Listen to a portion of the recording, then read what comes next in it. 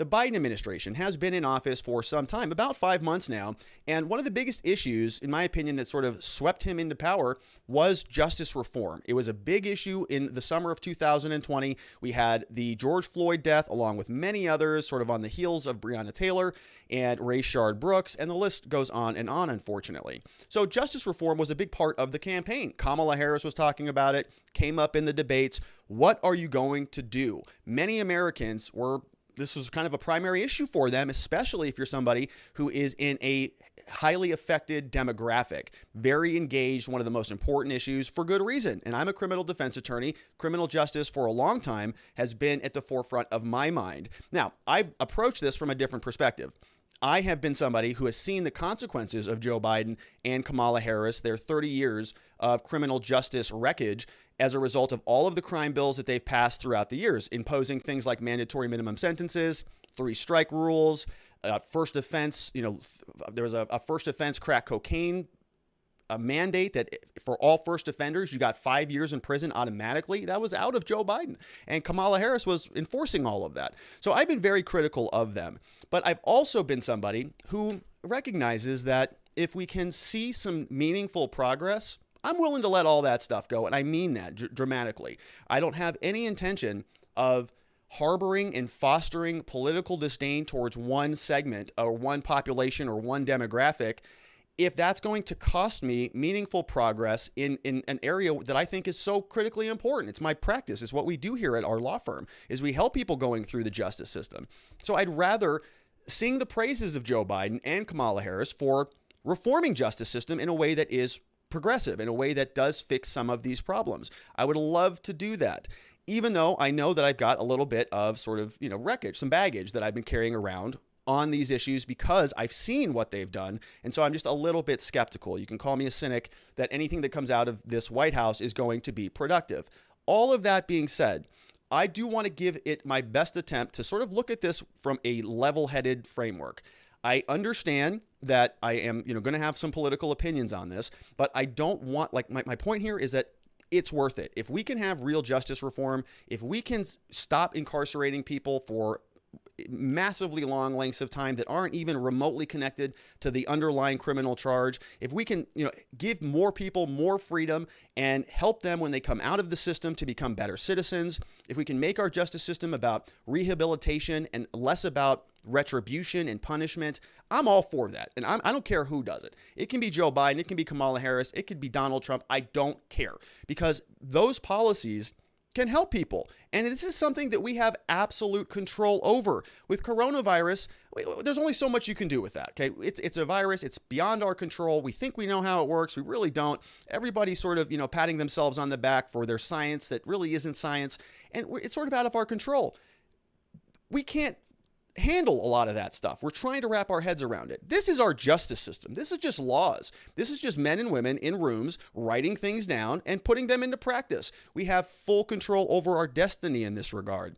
So when I see a lot of pain and I see a lot of brokenness in the system, it really, really hurts, because I know that if we just have the political willpower and some momentum, there are some things that we can do to move this in the right direction. And I don't mean defunding the police, or anything, that dramatic, but it's something where I think that both sides can come together and have a reasonable conversation about meaningful reform. So when we're going to go through this story, we are going to look at it in a light most favorable to the Biden administration. We want to give them the benefit of the doubt. There's a concept in this in law. It's sort of the moving party gets the benefit. When you read their motion, you say, well, we're going to just presume that all of this is true.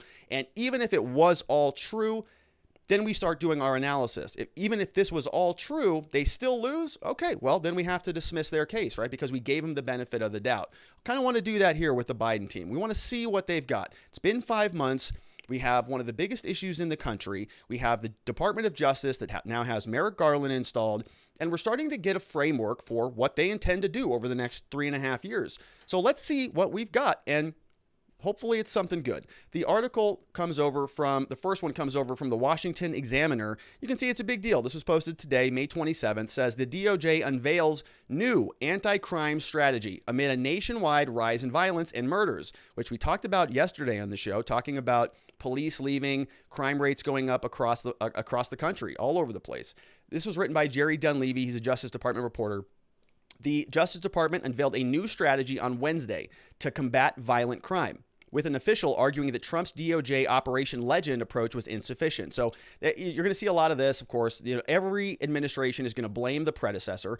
It doesn't matter. Trump did it. Obama did it. Bush. Everybody does it. So just keep that in mind. This comes as the department reports a significant nationwide increase in major violent crimes, including murders, over the past year. FBI says that the estimated number of murders in the nation was 16,400 in 2019. So that's when Trump's in office, with a huge jump the following year. Trump is still in office. In 2020, of course, we get the coronavirus and the summer of unrest all taking place during that time.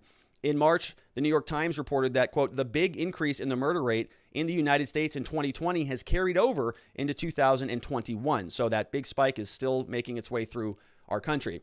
The outlet said that a sample of 37 cities with available data for the first 3 months of 2021 shows murder up 18% relative to the same period last year.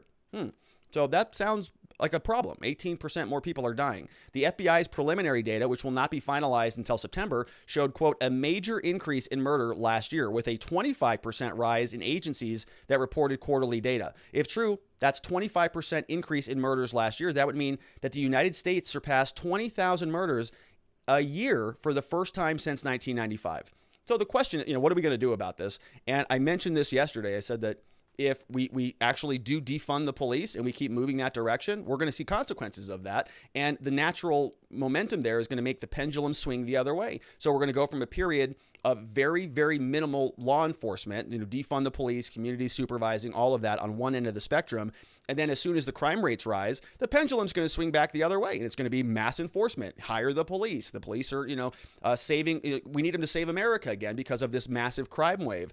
And we're going to have to be balancing this again. And we saw this already happen in our history. We saw this back in the 1990s, which really is why Joe Biden passed all of those bills. And he wasn't out there alone. It wasn't like it was Joe Biden against the Republicans. The Republicans were all on board with that. But it was something that there was a lot of political momentum during that time.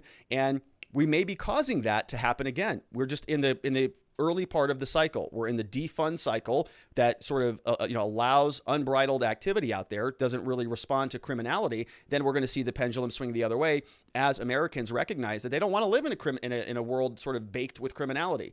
During a call with reporters on Wednesday, one DOJ official said that the department's leadership, quote, isn't interested in pursuing raw statistics like arrests and prosecutions as if they were the end in themselves. Rather, the official noted that, quote, the ultimate goal of what we're trying to do is to reduce the level of violent crime in our communities. But that may not mean the most effective enforcement plan is to just bring every single particular charge in a particular category, which I would agree with, right? There's a lot of laws on the books. Do all of them need to be enforced? I'm not so sure that makes that much sense. There's a lot of areas where I think that we are over enforcing that are just not necessary. It's not a good use of resources because they're very minor crimes. We have, the article continues, it says, another official seemed to critique the Trump's DOJ's Operation Legend efforts. So we're going to take a quick look at this. Remember when Trump was in office, he was the law and order president. And there was a lot of sort of even criticism about him and his administration during the summer of unrest. Remember, there were people saying back when Portland was torching their courthouses and Seattle had the Chaz, they created their own autonomous zone. So people, many people say that there was an insurrection at the White House, but they also forget that there were organizations creating their own autonomous territories in the United States during the summer of last year, their own countries, autonomous zones, saying you don't actually govern us anymore. So that was sort of just kind of laughed at. Oh, that's funny and cute. So it's a little bit of a different, conversation happening there. But the point is, people were saying when Donald Trump was in office, why doesn't he just go clear that out? Why doesn't he just send the feds in to go just take control of this situation? And people like me were saying, that's not, what are you talking about? That's not what it's a local problem. Let the local people deal with it. Why do you want to send the federal government in, like the stormtroopers, to come in and take care of these situations? Donald Trump is not the chief law enforcement officer of every single society, every single town and city in the United States. They've got local law enforcement. They've got local issues. They can deal with it. They've got National Guards. And if they need help, they can call the feds, not the other way around. So there was this conversation was already happening. And so then we have a transition because Trump is exiting and of course Joe Biden is coming in.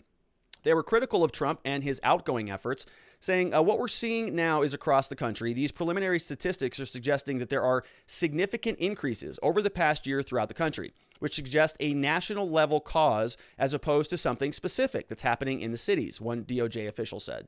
So we need to respond to that with a national response, not a legend type response where we're picking some handful of cities to send significant resources to.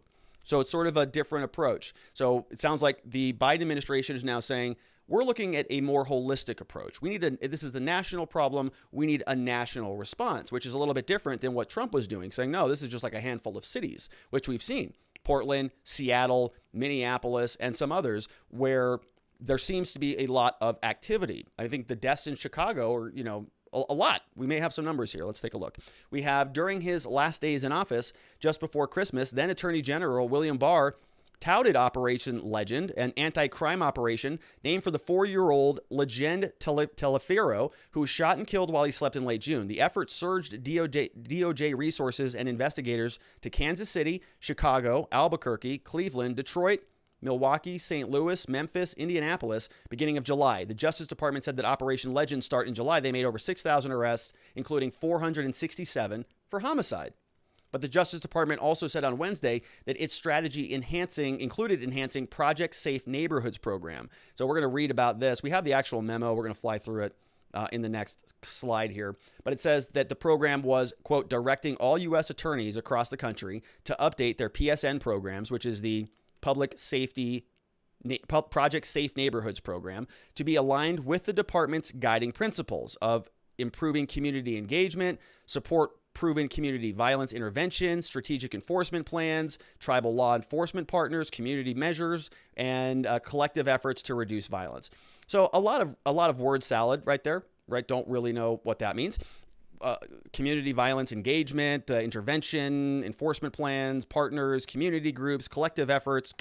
Okay. So let's see if we can tease some of this out. Again, we're going to look at it in a light most favorable to them. Now, this is the title of the document. So a couple things I wanted to point out here first and foremost. Interesting, and I don't see a lot of these. We don't see a lot of administrations change hands where you go from a Trump administration to a Biden administration. So I don't know what proper decorum is or if this is ordinary or not.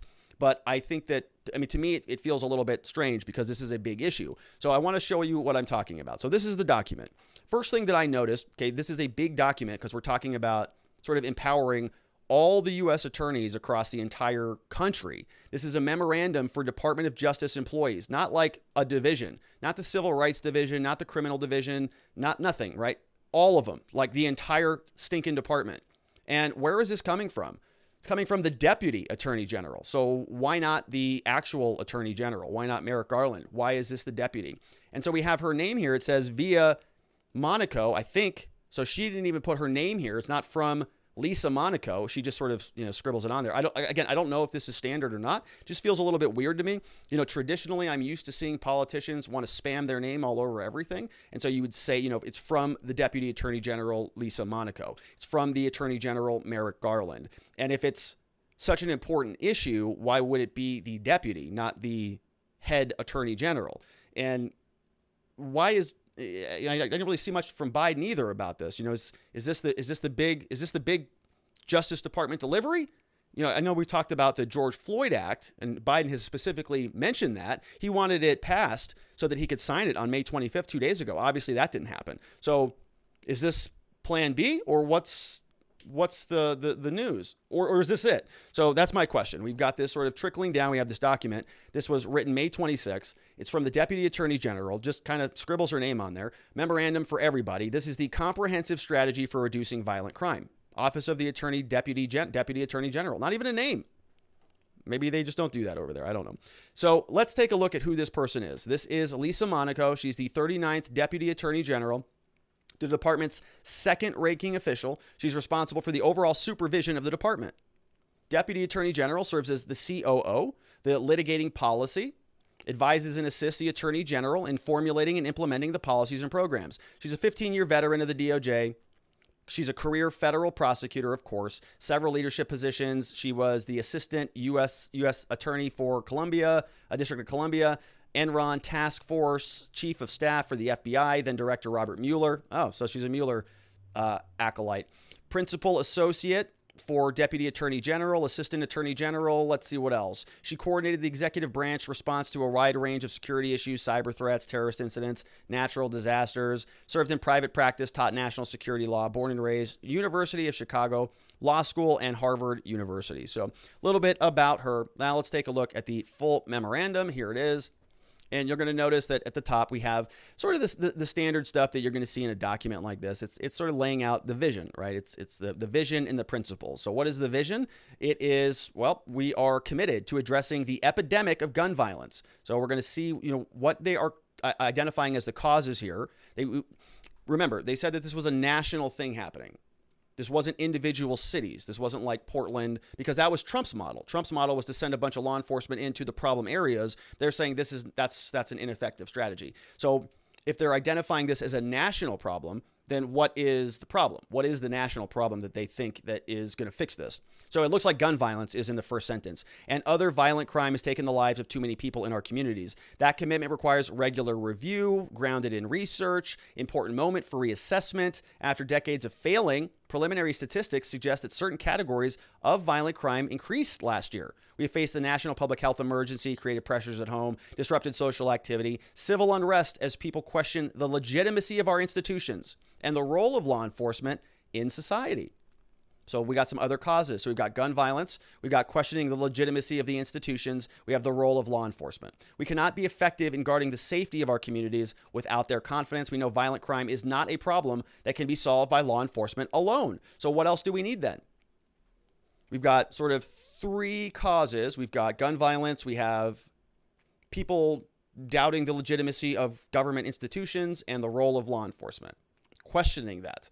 Do we need law enforcement? Should they be responding? And they say that the only way that this violent crime can be whittled down is through a more global solution or a national solution. So let's take a look at how they want to do that. Core principles. First, we must foster trust and have legitimacy in the communities we serve, which I totally agree with, right? I say this all the time. We see meaningful law enforcement engagement with and accountability to the community are essential underpinnings. Don't think anybody would disagree with that. We want to build the culture of respect for the law. Think that's also great. Work collaboratively with those affected by crime. Culture of respect, I think, is very important. Meaningful partners with community leaders, right? Department's effort to tackle crime depend on having trust and legitimacy. It's critical that we treat people with dignity and respect. Establish a culture of transparency and accountability and underscore our broader commitment to procedural justice and community policing. So I don't know what that necessarily means, right? Community policing. We'll see where that goes. But largely nothing to scoff at, right? That's all pretty good. I think we can all agree with that. And it's sort of both-sided, right? It's law enforcement needs to engage with community leaders, and we also need to have a culture of respect for the law. So it's the other end. When the law shows up, how about a culture of respect for those law enforcement officials, right? How about not treating everybody like they're racist white murderers or whatever the counter narrative is? It's a mutual respect, and it's for the cops too. Okay, not every single person you pull over is a murdering maniac, right? You don't have to beat up and tase every single person you pull over. So if we're sort of taking those very, very far out examples on both ends of the spectrum, and we're going to use that as our jumping off points, right? I think this document is sort of shattering both of those myths. Neither one of those things is true. Neither one of those things is in reality. And both sides can sort of improve and work towards the middle. I'm happy with that.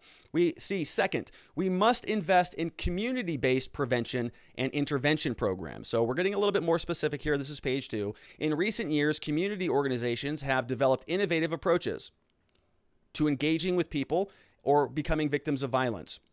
We've got experience. They say intervention can be helpful. Government partners can play a significant role. There are important investments that will promote safety in places we call home. So not much there, right? Community-based prevention and intervention programs. So I guess, not much specific there. Maybe they're going to throw some money at it and create some commissions. Don't really know.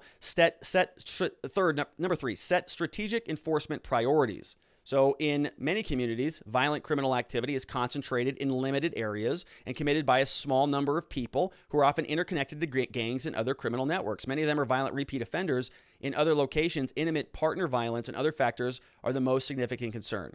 So what are we going to do? They are going to focus our limited resources on identifying, investigating, prosecuting the most significant drivers of violent crime. What are those? What are they? That's very important. Could be a couple things. They've identified them, whether it is gun violence, domestic violence, criminal organizations, narcotics trafficking, or other forces. So, right, that's the focus. They've given us an outline: gun violence, domestic violence, criminal organizations, narcotics trafficking, and other forces. Nothing out there sounds too out of anything that's unreasonable, I think. This strategic enforcement approach may not result in an increase in the raw number of cases, but it's going to be consistent with their other measures of success. We must measure the results of our success. So we've got to analyze, which is interesting because they just sort of said that they're not going to focus on the raw numbers. Right? See this contradiction here? That's a little interesting. The strategic enforcement approach may not result in an increase in the raw number of arrests or prosecuted cases or convictions, but we must measure the results of our efforts. So it's going to be difficult to assess that if you're not measuring those things, but we're going to take steps to reduce violent crime and to make meaningful adjustments over time without collecting and analyzing data on the incidence of violent crime. Yeah, it's going to be hard to do that. You're right. It is going to be difficult. At the end of the day, our primary goal is to reduce the level of violent crime, something that can be done by measured by the number of murders, attempted homicides, aggravated assaults, and other crimes. And they want to reduce. All right. So implementation. Now, how are they going to do this? Number one, establish a standing violent crime reduction steering committee. So we're going to get another committee that's going to throw a bunch of people on a board, U.S. Attorney's Office. They're going to ensure coordination between components, budget prioritization, research. So you're going to throw a bunch of people on a board, which I can't stand. I've said this for a long time on this channel. We have enough data, folks. We have enough information. We've been studying all this crap for 30 years. They know what the problem is. They want it. It's death by commission. All right, put a commission. Next up, she's going to be directing the following: strengthen the PSN, the Public Safety Network. So in the past 20 years, the department has launched several nationwide programs to address violent crime. The PSN is the leading initiative, brings together everybody like state and community stakeholders and all this stuff. They want to strengthen the work of all of this. What does it involve? Community engagement. So they want to reduce violent crime by taking more proactive steps to meaningfully engage with the community. As a chief federal law enforcement officer, they must convene stakeholders, discuss ongoing work. They must listen, learn, gain perspective, increase mutual understanding, and collaborate around our shared value of justice and improving public safety. Each U.S. Attorney's Office is encouraged to consider hiring a community outreach specialist. So, look, I don't have any real hopes that that's going to do much of anything. I mean, I don't know what they're intending this to do. I'm open to it. I'm open to the idea. I mean, they're just going to send a bunch of cops into a community and say, hey, we're here to listen to you today. We're here to talk to the stakeholders about your thoughts on police. They say, well, we don't like you. They say, well, we know that. We're here to fix that. What can we do to help you? And they say, well, don't come into our neighborhoods and arrest us. Well, we can't do that. We have to come in and arrest you. So, all right, I guess more conversations are better than no conversations, but sounds like sort of a feel-good response. We're going to talk a lot more. I know we're not happy with each other. We're going to talk about it. That's a good start, I guess. Prevention and intervention. So number two, effective U.S. attorneys are problem solvers. They're going to be addressing violent crime using all the tools at their disposal. Includes to the extent practicable to use intervention programs, maintaining relationships, organizations working to connect people with social services, economic collaborative. All right. U.S. attorneys should identify violent crime prevention, increase awareness. All right. Prevention and intervention. Then we have focused on strategic enforcement. So working collaboratively with federal, state, local law enforcement partners. They're going to assess violent crime challenges. U.S. attorneys and their law enforcement partners must then determine effective short and long-term strategies. All right, so not a lot of specifics here. Then we go down. The executive office for the U.S. Attorney's Office is going to provide information. They're encouraged to partner. All right, accountability. This is something I scream about every day on this channel. We must maintain mechanisms for regularly reassessing the plan. We must also recognize that the fundamental goal is to reduce the level of violence. Yes, we got that. The U.S. attorney should assess steps they can gather about incidents of violence. All right. Foundations remain the same. There's nothing really in here. Review grant-making support. So by funding research, investing in prevention. We've got training and technical assistance. We got the Violence Against Women program. As soon as practicable, these components must identify the appropriate ways to incorporate the core principles above into their program. Create an online resource for highlighting funding opportunities related to violent crime reduction. Enhance a protocol for alerting a U.S. attorney that a grant has. Okay. They want to align activity of law. Okay, so folks, I don't even know what this is, to be honest. Let's close this out. We are charged with the responsibility of seeking justice under law. One of the most important components of that responsibility is doing all we can, consistent with our values, to reduce violent crime in our communities. It is a mission that affects not only the people. All right, thank you for your continued work to achieve these goals. All right, so I'm a lawyer. I've never been a U.S. attorney, but if I got a document like that and I was prosecuting crimes, I wouldn't know what the hell that meant, honestly. Don't even know what this even means.